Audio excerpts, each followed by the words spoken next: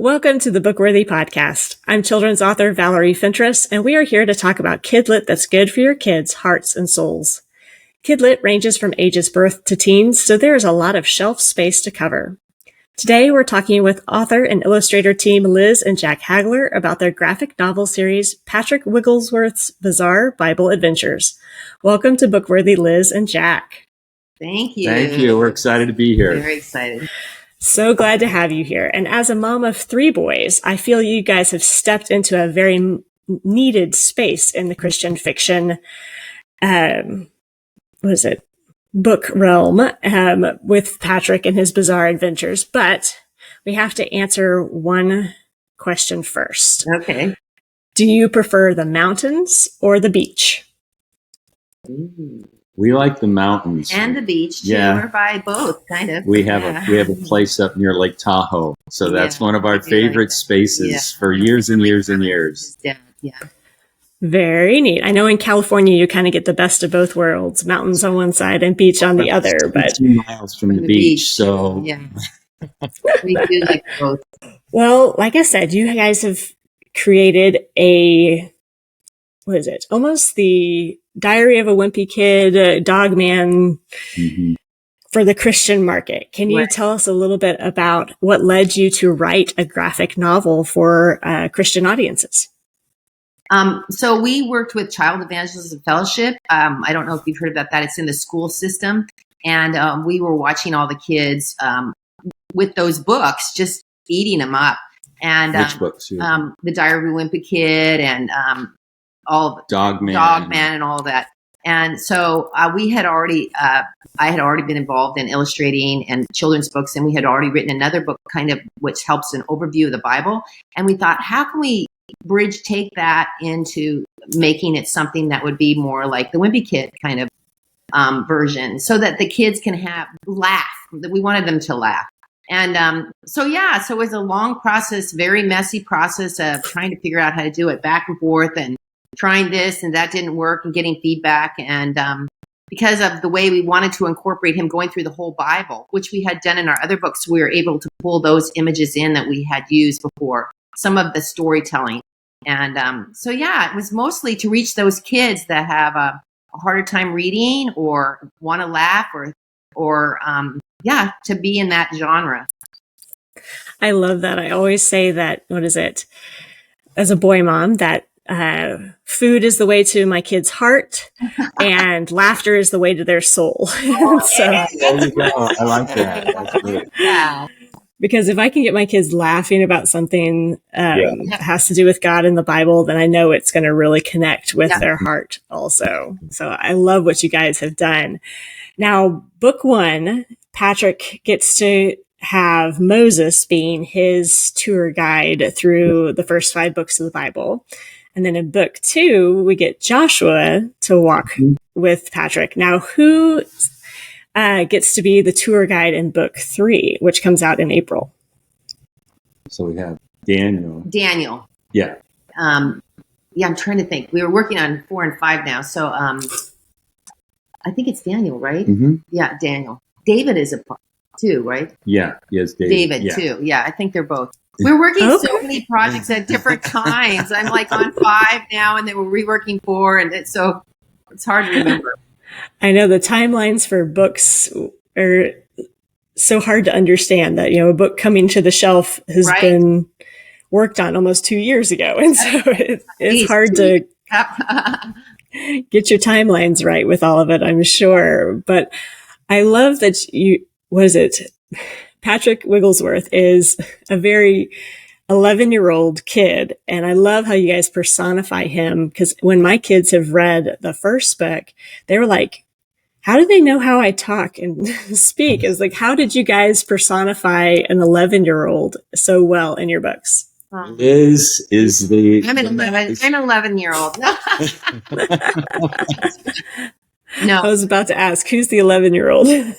I'm the crazy one that does the crazy outline stuff, and then he's like the logical one. So we go back and forth, and he brings a lot of the boy elements in too, and it's really a collaboration of ideas. But I'm definitely the 11-year-old boy that's crazy, that's asking questions and pushing boundaries. That's exactly what 11-year-olds are doing. Yeah. So fun. What was it like working together on this book? Well, it's really fun. We enjoy it. The beauty of this is that for a lot of the book, when I retired from my previous work, we were able to really focus together on that. Liz is, like she said, she's the crazy one who has all the crazy ideas and so forth. My background is engineering and so forth. So my part is kind of bring that together into, a format that makes even more sense. So we're back and forth and back and forth. Even scheduling, because I was like, oh, these are my dreams. And he's like, okay, now you have to work this many hours a day to get there.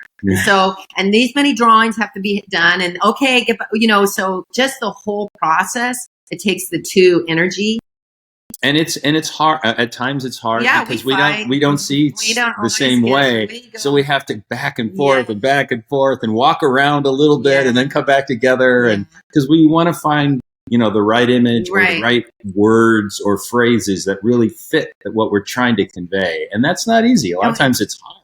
We throw it out to our kids too. Like we get stuck sometimes, and our kids are older, but they have kids now. So basically we'll throw it out to them. Well, what do you think? And they're like, no. And then we'll like reboot. So we have a whole community working on this from the standpoint of just learning how to make him come alive. You're trying to figure out how to make a character come alive. Very true. I love the dynamic between the two of you. It reminds me of me and my husband a little bit. We make the joke that I like to throw sprinkles and hey, let's do all the fun things. And my husband's like, let's sweep up the sprinkles. Right. Exactly. So that's so fun. Now, Liz, you kind of say you're the 11-year-old. Are you what really brings the humor to these stories? I am definitely the humor one. But Jack has a different kind of humor because there's different kinds of humor. But we work on, because of the way we work, we'll write and then we think of images and then we crop out the writing because we put it in the image. So there's a lot of back and forth. And because of the way the words don't always have to be there with the drawings. So it's not a very clean writing process. It's not a very clean process. Well, and oftentimes, Liz will put something together and we'll work on it. Yeah. And then we'll go, well, that's really not that funny, and then, but you just keep playing with it and playing with it. And then all of a sudden, one or the other of us will say, well, what about X? And then we'll look at each other and we'll go, oh, that's clever or that's funny or that's, whatever it is, and that's usually, most of the time, that's 5 and 6 edits down the road, from the original. It's all editing. There's no writing. What is it? It's always good to get the writing out, to get something on paper. So, because editing is where the magic happens, right? Right. That's exactly right. Too fun. Now, is any of the characters patterned after people and situations that you have encountered in your own life? Well, not really, but we had to think when we built a world, you have to kind of remember the people that you build. So it helped for us to just think through, like the grandmother in Sacramento, my mom's in Sacramento, the grandparents in Marin. My parents his parents were in Marin. They're not now, but basically we used some of the base camps to get, and my dad was an ophthalmologist. And so that came from there. But as far as the people, no, not really. Well, there's combinations like we were talking. Patrick is sort of a little bit of a combination of Liz and our son. Yeah, that's there's elements of our son is out of the box and loves to go for life. So yeah, Patrick's like that. Yeah, in some ways, Patrick's really reflections a lot. I mean, there's a lot of childhood we have to just get with the program. And so he's having to just get with the program, but having to adjust his attitude. So a lot of life I remember as a child, just like, oh gosh, why do I have to do that? Like 95% of my childhood, you just have to get with the program. So he's venting his frustrations of, and then trying to be creative problem solving in that process. So we wanted him to be proactive, but also very real with his emotions and, angry at people and having a bully in his life and, frustrated. And so, yeah, we were just trying to. Well, obviously, based on what you said with your sons too, is we wanted kids to be able to really connect and go, oh, I can see my story in Patrick's story. Yeah. You know what I mean? So it's real. Yeah. I think that you guys have done a great job with that, and with Patrick being able to be relatable to so many different kids. With his group of friends, they have their interests and their things they like to do, and then the bully character that plays a very big part in Patrick's journey also. Now, there is one little element of Patrick that made me laugh a lot, was that he's a sleepwalker. Oh, yeah. Now, were any of your kids sleepwalkers? Night terrors. We had night terrors. Yeah. Oh, no. I actually did some. I don't know if I ever told you this. I actually did some sleepwalking when I was a kid, not to the degree that Patrick does. Oh, actually, too. Come to think of it, at a camp, I did end up going outside one time, and they're like, "Where are you going?" I don't know. So that would be a common childhood experience. I'm not sure we thought of that when. I'm not sure how we came up with that. Actually. Yeah. We're getting some new discoveries even today, right? Too fun. Now, where did the name Patrick Wigglesworth come from? Because it's a bit of a mouthful. Yeah. So Patrick, I called my eldest daughter and I said, I need a good name. And she came up with Patrick. And then Wigglesworth, we decided to use some famous evangelists. Smith Wigglesworth was an English evangelist, 100 years ago. Previously a plumber, actually, but became a very famous evangelist. And we love the name. Yeah, we love the name. It was a fun name. We mostly did it for fun. It's a very unusual, fun name. And then we used some names like Derek Newton. We used some other evangelist names in the beginning just to throw them in there. Yeah, there's a few other historical Christian character last names. As you read through the series, we've thrown some in there. We just had fun. That's fun to have little nuggets to search for and to know that even though, you said the original Wigglesworth was not an ophthalmologist, but a plumber. And some little fun things for people to continue to dig through and to be able to read it multiple times and discover new things about them. So that's amazing. Now, when did you guys first decide to become writers and illustrators here? This is always me talking, but it is my dream. It's my dream. So as a child, I was writing and drawing ever since I was little, making little books. And in college, I was an art and English major trying to figure out how to do this. And so it's been forever just working on these projects and trying to figure out how to do it, going to conferences, Mount Hermon's Writers Conference. Well, then you'd illustrate. And then I illustrated what was the first one I illustrated? The Bible Animal Storybook. And then the Early Reader's Bible, the first edition, I illustrated all that. But then I realized I couldn't do the deadlines. They were always at Christmas time. I couldn't do the deadlines raising kids. And so I put it on hold. We were homeschooling. We homeschooled for 10 years. And then Jack was a pastor, and I worked in the children's ministry department. And I realized, gosh, I don't even know my Bible. And I thought there needs to be a way to have the flow of the stories so the kids understand that it's one big story. And that's when I first started, just kind of working on the side, and that produced our other book. We would, work on that. And then that produced our other book. What's it called? Hooked on the Book. Patrick's Adventures. I can't even remember all these books. So. We have a long time. Yeah, we've been working on a long time. And then after that book, that's when we were doing Child Evangelism Fellowship. And we were like, how do we take what we've already done? Because I know God always builds on what your skills are. He doesn't ever dump them. So for us, it was a matter of how do we take what we built? And then when we saw all the Wimpy Kid stuff, we thought, gosh, maybe that we could put these together. So it was a building process through the years. And then Jack has a little bit of a story. Well, a big story, but part of our story. When I went to seminaries, I was in my 20s. I was a fairly young believer when I went to seminary. And my very first Bible survey course, I was taking the class, and the teacher was teaching it all. And I just kind of sat there. I was that classic student who sat there with his mouth open going, oh my goodness, I didn't know any of this. I didn't understand this big story. And all of a sudden it began to come together. And I had thought to myself, well, I really want, if I'm having this experience, how can I help other people have the same experience? Now, at the time, I didn't know that that was really going to be focused on children. That really worked, through Liz, obviously having our own kids. But that experience has stayed with me, for my whole life. And so that's a big part of my desire to be able to, to put something like this together and work with Liz on.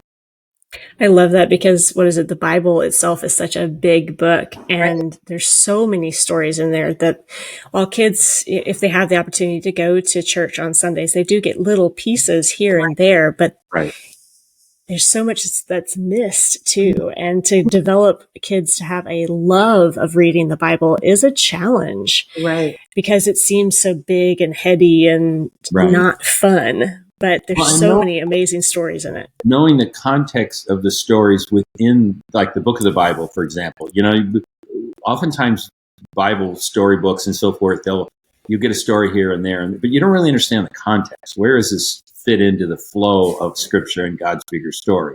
And so that's part of what we wanted to do, is to put that together. And the reason we included the Bible verses under each story is the goal would be, gosh, maybe a family wouldn't be intimidated just sitting down as a family and reading this together and looking up the verses and using that like around a dinner table or whatever. And then they talk about the real stories. And then, this is going to go through the whole Bible. And we don't cover everything, but at least you can get a framework for how this flows through the Bible.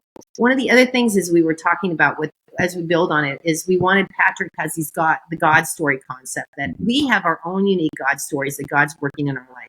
And just like the nation of Israel, remembering those stories is so important because that's how we can build our faith and tell the next generation.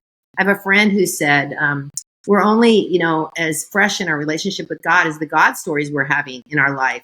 Mm-hmm. And I thought, man, that's really true. And sometimes I don't see God working, but then he or somebody in our community is sharing, oh my gosh, God did this incredible thing. And then we're like, wow, we come alive again. Yes. So it's a whole different lens on how you see the world. And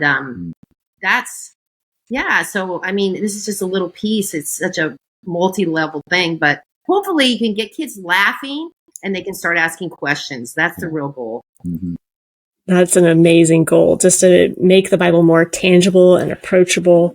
And I love that you do have those verses peppered throughout the book of where the stories that the person's being led through, or Patrick's being led through, actually come from, because it can, for kids, it can be like, oh, sure, this is just another story. This is Jack and the Beanstalk. This is Little Red Riding Hood. It's like, no, this is actually God's word. This is what happened. Right. And so it's neat that it provides that opportunity to dig a little deeper if they're kind of on the older side of the range of their book and such. And so that's one of the reasons I'm so excited about this whole series is that it just has such a great opportunity for kids that struggle reading, as well as people that might be new to the Bible and to not feel very overwhelmed by just how big the Bible is. And, there's definitely some parts in the Bible where you're like, okay, Leviticus, we're going to keep going here for a while,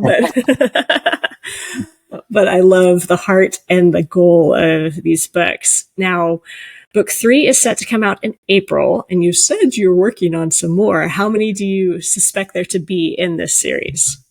Well, we don't know. We're still in process. We're working by faith, the last 2 books. So there would be 5 total in this. 4 and 5 go 4 through and the 5 New will be in Testament. the New Testament.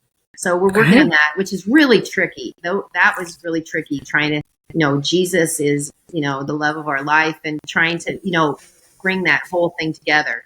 And so we have some really exciting things we're doing and trying to make the whole thing come together through. I'm not going to spoil it, but through Patrick's adventures, right? There would be 5 in the series that take you from, Genesis through. Yeah. That's exciting. I can't wait. Now, what are some of your favorite children's books?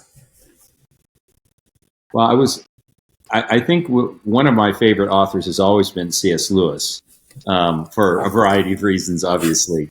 But, the Chronicles of Narnia, obviously, the Space Trilogy, those have always been, huge. But then, as we mentioned before, like the 13-Story Treehouse. Yeah, we love studied this genre series, a lot. I love that series, the 13-Story Treehouse. But when you're a kid, like Dr. Seuss. And I love Mrs. Piggle-Wiggle. I mean, I love all these like bizarre things. I mean, we loved the Oz series. I loved all that. I had the classic Oz books my mom had for years. Her mom had. So just that kind of, for me, it was fantasy. I love the fantasy. Of course, the zany fantasy stuff. That's what I love.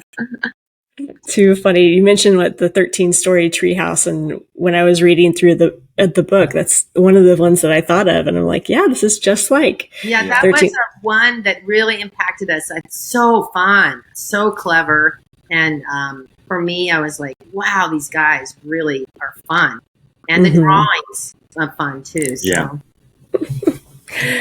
Now, Liz, as an illustrator, how do you get inspiration for the characters that you draw? Well, there's, you make a decision at the beginning what a character is going to look like, and you have to build this world, and then you have to be consistent. And that's one of the hardest things, honestly, as you're an author. It's hard to stay when you want to like, oh, well, I'll change this. But no, when you make decisions, you have to figure out who they are and be consistent to those characters. So, and that's the same as drawing. You make decisions about who they are, and that's, you just keep working at it, and you have to make decisions. I mean, we're thinking through Paul now, and I thought, well, maybe he'd have a headband. And Jack's like, no, he's bald, so I've got to redraw. Well, I mean, maybe he was bald.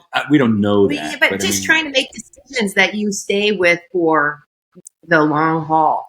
Right. And a lot of it is just there's no emotion. You just work at it day in and day out. We want it to be fun. I mean, obviously fun, and all these kind of things that we know that kids would just. Well, once you make a decision too of how the drawing's going to go, then it's mechanical, putting the pieces in place. For me, it's more like put them in place. Did I get it? Did it match? And then redraw if it didn't match. So, although we always have a fun. Liz and I talk about the drawings. Usually, the morning she's going to draw the next 4 pages, so we'll go over it together. And that's really good. But then either later that day or the next morning when I come back, he's looking at and I look and I go, well, I'm not sure I really like this. That makes me crazy. And then, so Liz and I have to, kind of go, all right, got to work our way through this. Before I was drawing them all, and then he would come in, no, that wasn't what I really thought. That doesn't seem.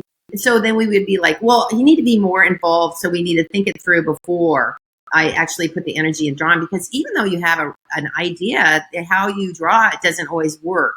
And it is so much communication in drawing, and every line you put in. People, that's the thing, is you have limited lines, and you don't have color. You don't have all these other things that can distract the eye. So you're making a lot of decisions. But the grace of God is alive and well, right? We just keep Well, it's great that you not only have the help of your spouse, but also, God is definitely directing you guys through this whole process. And that's been seems like it's been a lot of fun for you guys, as well as it's fun for kids to read too. Tyndale has been an awesome team. They have been really great. Our editor, she has such great insight. And our art director, such great insight. They have been a fantastic team for us, adding that flavor in there. So way fun. We always forget about all the people that are helping through the process, because it's, being an author, and I'm sure being an illustrator on top of that, it's not all you, thankfully. And right. So fun. Well, what can we expect next from you guys? Hopefully book 4 and 5. Yeah, 4 and 5. That's really our focus at this point, because they take a long time to like a put year together. to put together. So wow. Yeah, so we talk about things beyond that, but then we go, you know what, we got to just stay focused here to get this done. Managers. Got to sweep up the sprinkles.